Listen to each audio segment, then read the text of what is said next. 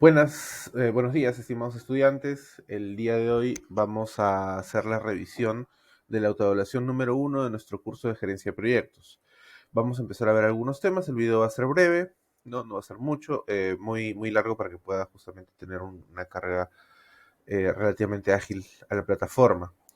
Em, entonces, vamos a pasar a la primera pregunta. ¿Sí? Nos dice, ¿cuáles son los enfoques de proyectos disponibles? Generalmente en clase hemos hablado de tres proyectos, ¿no?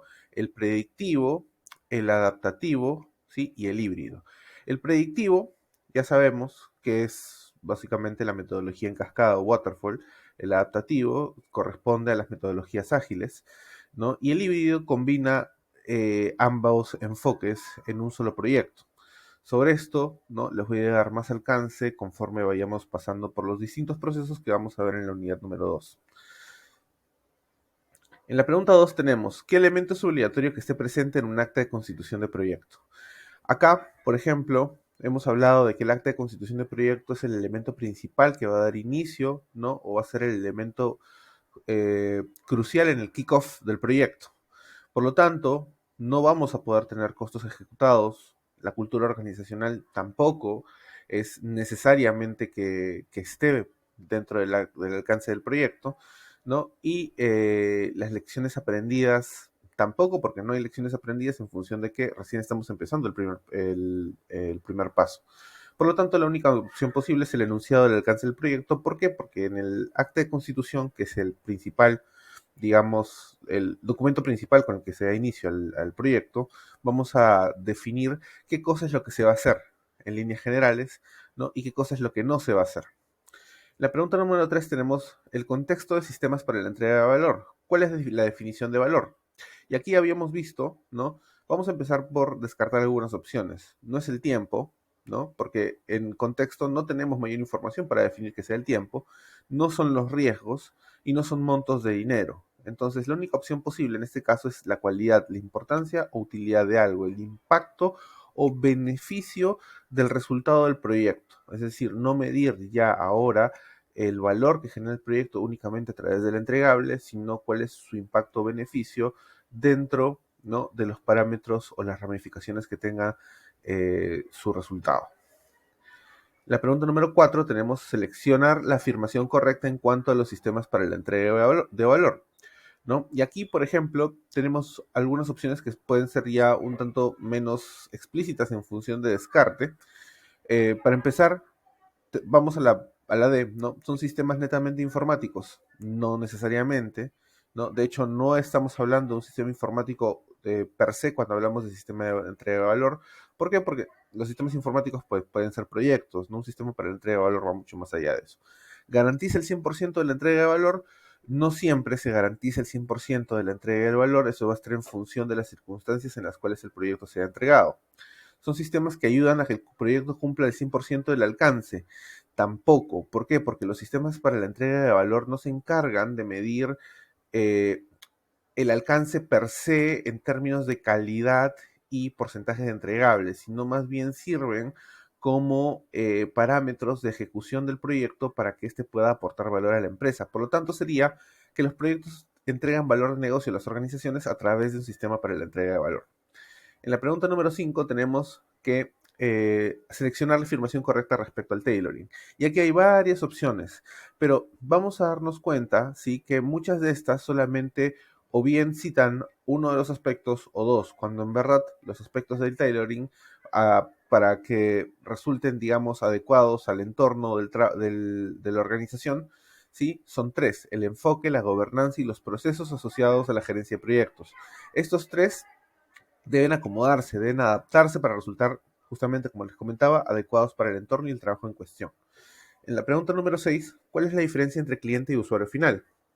Acá sabemos que, por ejemplo, y yo les puse este caso, ¿no? En clase, eh, en el tema de los pañales, por ejemplo, para los padres de familia, ¿no? ¿Quiénes son los clientes y quiénes son los usuarios finales? Los clientes vendríamos a ser nosotros, los padres de familia. Y los clientes y los usuarios finales vendrían a ser justamente los niños que todavía usan ese producto, ¿no? Entonces, al final, ¿cuál vendría a ser aquí la opción correcta? El cliente es quien solicitó y financió el proyecto, perdón, es decir, aquel que fue el sponsor, mientras que el usuario final es quien finalmente hace el uso del entregable. ¿Pueden ser la misma persona? Eventualmente sí, pero no siempre. Por eso es que la respuesta C está descartada. La pregunta número 7. ¿Qué aspecto de la gerencia de proyectos permite alinear la estrategia de la empresa y los esfuerzos que se hacen en un proyecto?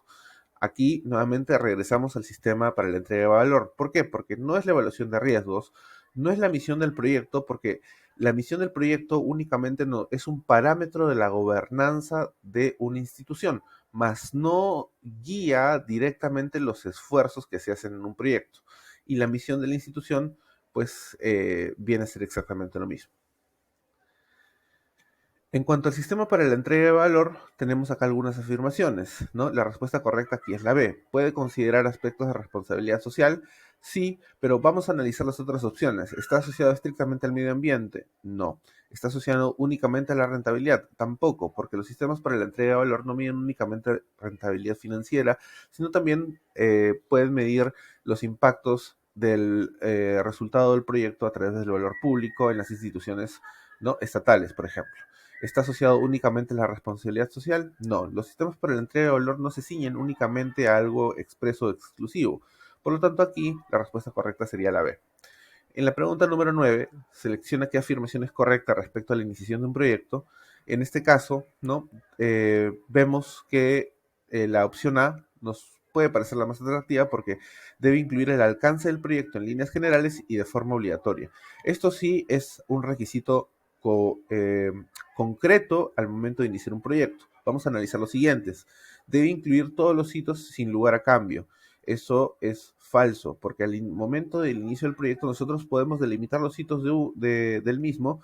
Sin embargo, estos van a quedar a merced de las circunstancias que se presenten más adelante o de los riesgos que se disparen, sean tanto positivos como negativos, lo que puede afectar la ruta crítica y a su vez puede o bien suprimir el cronograma o ampliarlo, ¿no? Generando mayor presupuesto. Por eso la D tampoco es correcta, porque debe considerar el presupuesto cerrado, en absoluto, ¿no? El presupuesto generalmente se hace posterior a la planificación o es parte también de la planificación del proyecto, debido a que tenemos que tener en consideración el costo de las actividades, ¿no? Y el mapeo de los riesgos para poder generar nuestro presupuesto de contingencia.